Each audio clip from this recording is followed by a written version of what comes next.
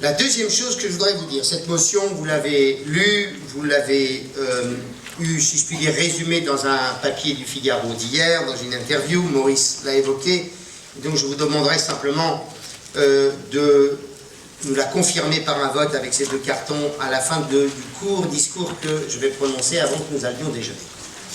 Et je vais commencer par la conclusion de Maurice. Mes chers amis, la vérité est peut-être difficile à entendre, mais il faut la dire. Nous sommes une formation politique, ça a été tout le débat de la campagne interne de l'UDI. Nous sommes une formation politique qui était poussière il y a quelques années, je parle de l'UDI.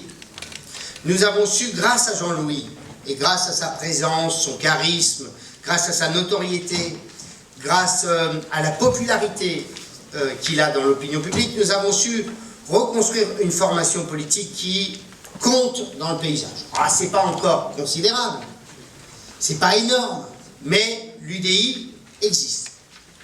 Mais l'UDI n'existera au-delà de 2017 que si on se fixe un cap et une stratégie qui est claire. Et je continue à dire, parce que de toute façon, in fine, c'est comme ça que cela se terminera, que notre objectif doit être en capacité de peser dans le futur gouvernement à travers une majorité parlementaire qui ne pourrait pas se faire sans nous. La réalité, c'est que nous devons être en situation en 2017, nous, UDI, donc Nouveau Centre et bâtisseurs, nous devons être en capacité d'avoir assez de parlementaires pour qu'aucun texte ne soit voté sans notre accord et que nos propositions puissent être entendues dans le discours et le débat gouvernemental des 5 années qui suivent. Et ce qui nous a manqué, Maurice, en 2007, et de 2007 à 2012, c'est bien cela. C'est qu'en clair, l'UMP pouvait voter des textes sans se préoccuper du Nouveau Centre, puisque nous n'étions que 30 parlementaires face à 350 députés républicains. Et que ce dont nous avons besoin pour 2017, c'est que ce schéma-là ne puisse plus exister. Et que ce schéma-là doit nous amener, en effet, à construire pas à pas notre formation politique et avoir assez d'élus crédibles pour être en situation d'avoir un groupe parlementaire qui, pesant 60 ou 80 députés, soit en situation de construire la majorité de demain. Et si vous voulez bien avoir cela en tête, vous savez bien que ça ne passe pas par une candidature au premier tour de l'élection présidentielle. Et que lorsqu'on raconte que la décision sera prise en mars 2016, en réalité, mes chers amis, elle est déjà prise. Parce qu'il n'y a pas d'autre issue que cela. Parce que nos compatriotes, les Françaises et les Français que vous rencontrez tous les matins, ce qu'ils veulent, c'est de ne pas être dans un choix qui serait le choix de l'horreur pour eux, entre un président de la République qui a échoué, qui est François Hollande, et Marine Le Pen qui propose des solutions pour la France qui nous mèneraient dans le trou. Et qu'en vérité, nos compatriotes vont demander une chose simple, c'est que nous soyons unis dès le premier tour pour être en capacité de gagner le second tour. Et que si on a ça en tête, on doit se dire que notre valeur ajoutée dans le cadre de cette présidentielle, c'est de porter un message politique au moment des primaires, c'est-à-dire le premier des premiers tours de l'élection présidentielle. Soit on le porte en ayant un ou plusieurs candidats de l'UDI, soit on le porte en soutenant quelqu'un dont on estime qu'il est en capacité de pouvoir en effet incarner nos idées. Certains d'entre nous, je ne citerai personne, mais travaillent d'ores et déjà avec quelques candidats potentiels de l'UMP. Je ne citerai personne, mais j'en connais dans la salle. Bien, c'est leur droit. Nous aurons un choix à faire. Personne ne contestera à un centriste le choix qu'il fera, parce que nous sommes malheureusement construits sur l'idée que la personne compte plus que le collectif.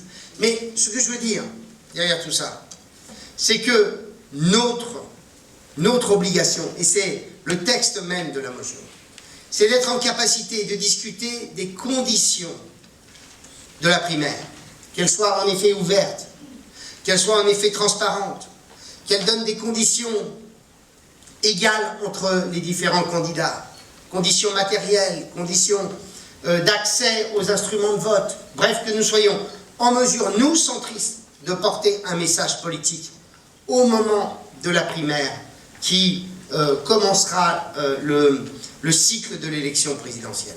Et il n'y a pas d'autre choix que celui-ci, et il n'y en aura pas d'autre. Et il n'y en aura pas d'autre parce que nous avons construit toutes les victoires depuis 2008 sur l'unité, et que nos compatriotes, au moment de la présidentielle, se diraient, mais attendez, il y a la menace Marine Le Pen, et deuxièmement, vous avez gagné les municipales en étant avec les Républicains. Vous avez gagné des départementales en faisant des binômes avec les Républicains.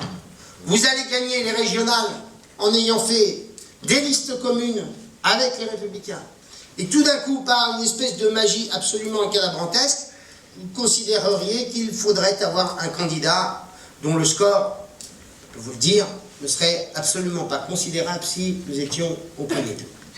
Et que pour moi, l'objectif, je le redis une dernière fois, ça doit être une seule priorité, c'est celui de construire un groupe parlementaire à l'Assemblée nationale en capacité de pouvoir parler d'égal à égal avec nos camarades républicains, parce que nécessaire pour la construction d'un majorité.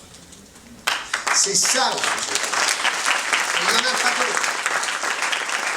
Et donc, dès lors que les négociations sur les régionales seront terminées, que nous soyons amenés à discuter, non pas en mars prochain, mais dès l'automne, sur les conditions de la primaire. Parce que si vous commencez à discuter des conditions de la primaire en mars ou avril 2016, mais ce sera trop tard. Ce sera trop tard. Et donc, la responsabilité que vous m'accordez à travers cette motion, c'est celle de porter ce message au sein de l'UDI. Je veux le porter au sein de l'UDI. Ça ne m'empêche pas, comme Maurice, comme Philippe Vigier, comme un certain nombre d'entre nous, de discuter régulièrement avec les Républicains. Et je n'ai pas le sentiment de m'aliéner en allant discuter avec Nicolas Sarkozy ou avec tel ou tel leader des Républicains. Parce qu'en effet, l'indépendance, ça n'est pas de se retrouver seul. On l'a vécu avec... garde un moment, d'accord. Ça n'est pas de se retrouver seul et d'être totalement isolé politiquement. Parce que les modes de scrutin que nous avons ne nous permettent pas cela. On aurait un scrutin proportionnel, on pourrait éventuellement se dire qu'il y a un autre jeu. Mais dès lors que vous avez un scrutin majoritaire à 2 tours, il faut accepter l'idée que l'indépendance conduit aussi à l'alliance. Et c'est parce que vous n'êtes pas indépendant et parce que vous n'êtes pas souverain, vous n'êtes pas capable de conclure ou de construire un accord. Et c'est cela que nous devons défendre. L'idée qu'il y a, pour l'UMP ou pour les Républicains, l'obligation d'être associés avec une formation centriste. Parce que sinon, ils ne peuvent pas gagner. Et de nous de considérer que notre construction passe aussi par une alliance avec les Républicains. Et il n'y a pas d'autre chemin que celui-ci.